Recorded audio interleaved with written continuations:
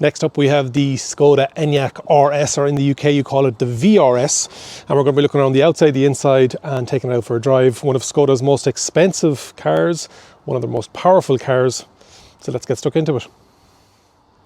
Here we are with the Skoda ENYAQ, and in a lot of parts of Europe we call it the RS, but in the UK they call it the VRS. They're putting victory in the front of it here in the Phoenix Orange.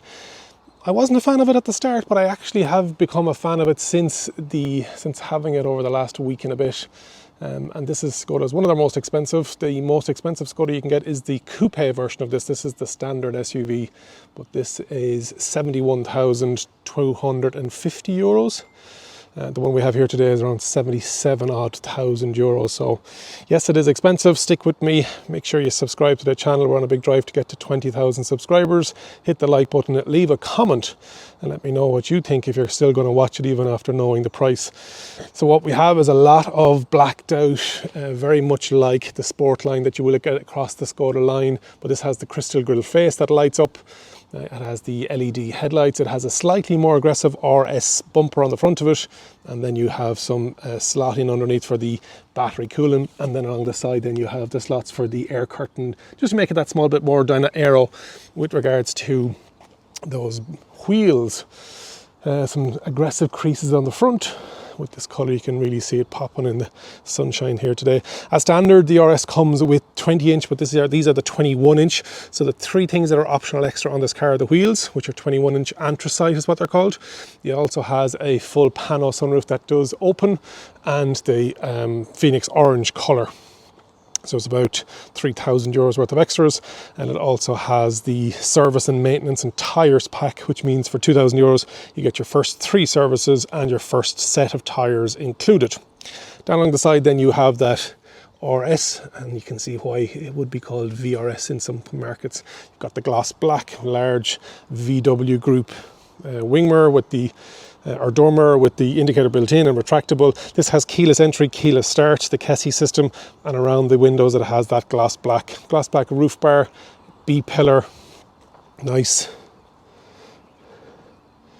No body coloured, everything's body coloured, no brown or black cladding anywhere. You have that gloss black aerial on the top. Charging 11 kilowatt on AC, and on DC it'll go from 10 to 80% in about 30 minutes. It's a 77 kilowatt hour battery. This is very similar to the ENYAQ, so it's an all-wheel drive version, and this will give you nearly 300 horsepower at certain percentage battery and only for a limited amount of time. So the question a lot of people are asking is, do you go for this or do you go for the ENYAQ Sport line?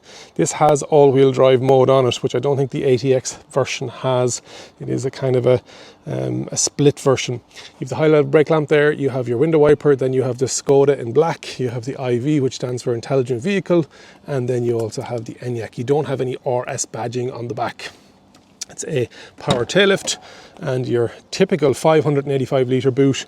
It is massive. If you are thinking about carrying dogs, I think the Skoda is the biggest of all the VW group. So the ID4, ID5 and the Q4 e-tron, maybe not as big as the Buzz, but it's definitely up there. Some lovely Skoda. Makes it easier to carry in and carry out. And some packing there, keep everything tidied away. You've got your 60-40 split with your ski hatch coming through. You've got your 12 volt. You've got some tie-off points. You've got your shopping bag hook holders. More underneath there. Yeah, really good. And then in underneath as well, you have a little spot then for your compressor kit for your tyres. So an absolutely massive boot. And I think with the seats down, it's like 1,200 litres. Let's get into the actual car itself. We've got some carbon fibre going on up here on the doors, some nice plastics, but some of them are very, I like this handle integrated into the actual armrest. You've got all of your window buttons, not like the ID4. You've got your button for power taillift, you've got your canton. This colour actually comes in a Mambo green as well. Alan up in Drogheda has it. It's this colour, and he reckons if you're going for the RS or the VRS, it's the Mambo green colour you should be going for. Everybody knows that you have it then. That's the stop button. I haven't used it all week because of that keyless entry, keyless start. Then on the seats, on the driver's side, it is power with memory presets, 3 of them. On the passenger side, it's manual. You've got some storage in underneath there. Comes with some gorgeous seats.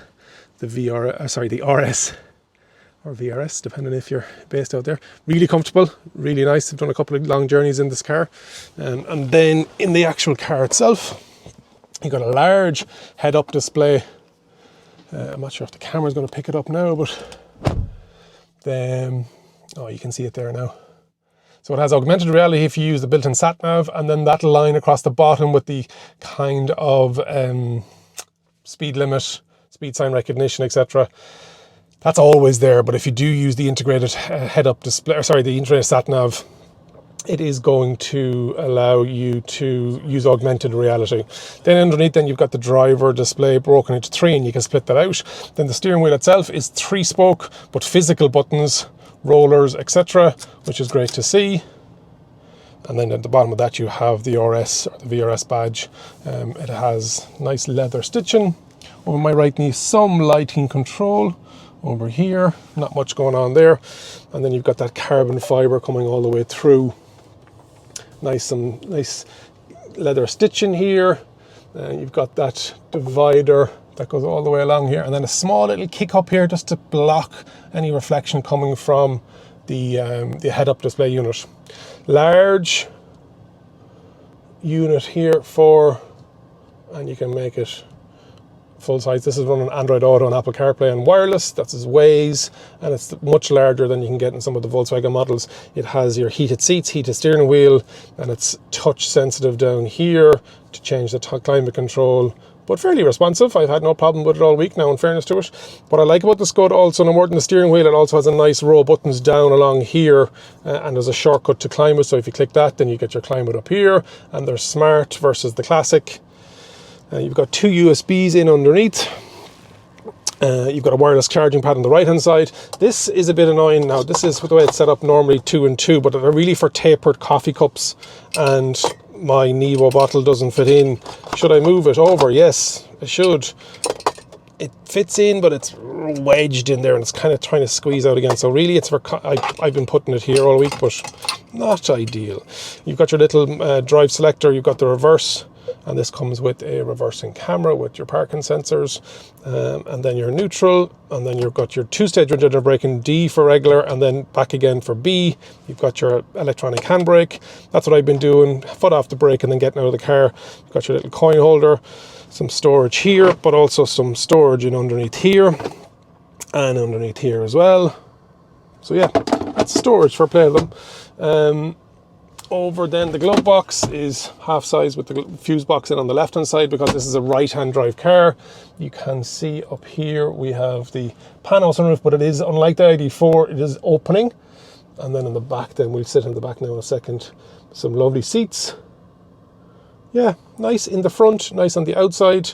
Now, what is the standard? It is 77 kilowatt hour battery, 295 horsepower with a range of 514, and at just under 50 percentage on the battery, we're at 207, giving us, if it was doubled, over about 420 is what I've been getting.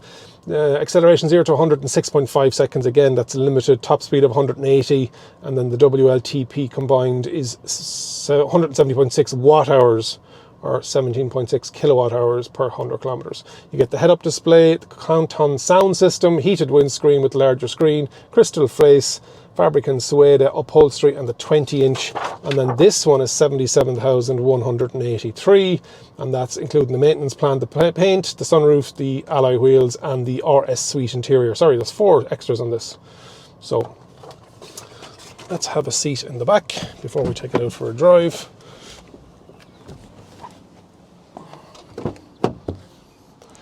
Now this one has a kind of a storage tray in underneath, but that's removable. You can take that out. It has 2 ISOFIX in the rear, and it has those bucket seats, so some space in the back. That seat is set for me. I'm 188 centimeters, 6'2". So, and a bit of underneath. Yeah. And then headroom, 2, when I sit all the way back, maybe 3-4 inches. And it's got the built-in blinds as well. So yeah. So there's the dash in it. Let's take it out for a drive. Oh, before we do, what's in the back here? Apologies. You've got your heated seats either side. You've got your climate control, so it's 3-zone. And then you've got in underneath then as well, you have, if I can get in camera, yeah, 2 USB Type-Cs.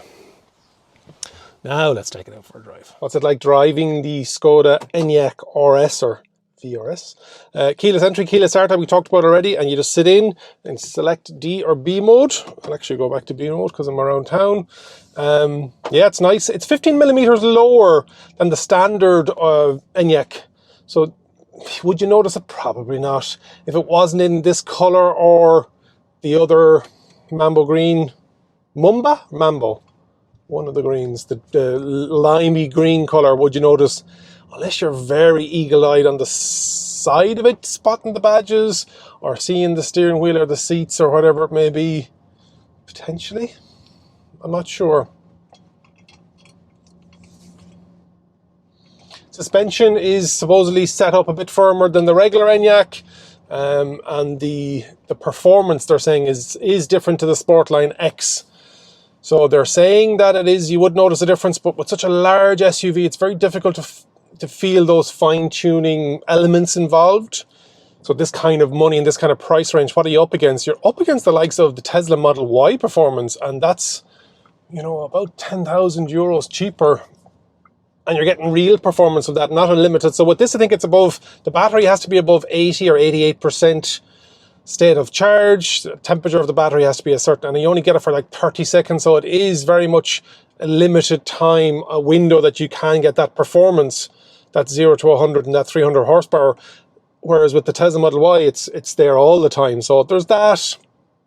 I'm definitely starting to see a trend where people and brands are starting to see, would people pay for more performance focused? And I asked in my Model Y video, and I'll stick it on the screen and also in the description, is that what interests you? Like, because electric cars, because they've got instant torque anyway, you have that instantaneous torque feel. Now, it may not be that it mightn't be the fastest electric motor, mightn't have the highest top speed. This versus the Sportline X, the ATX Sportline, is this a top speed of 160? That is a top speed of 180. Maybe it's for markets that have unrestricted roads, like in Germany. I don't know. But some people do want more power, and I didn't get the split as to what the Model Y performance versus the regular all-wheel drive versus the rear-wheel drive standard range. But this is nice. The steering wheel is a nice size. The visibility is great. Front, back. It is a bit of a slope and roofline, so with that central headrest down, there is a small bit of visibility. Wing mirrors, I always love them in the VW group. I think they're a great size. This has blind spot built into the actual housing of the wing mirror. Suspension is a bit on the firmer side for sure, but if you're buying the RS version, you are looking for that better performance, so you're going to get it. And it has the different driving modes, and that can be done through the actual button, hardwired button on the screen. You've got Eco, Normal, Sport, Traction, which is that all-wheel drive, and then you've got individual if you want to do that as well. So with the 21-inch wheels, you are going to lose a small bit of range, and you are going to pay a small bit on the comfort of it.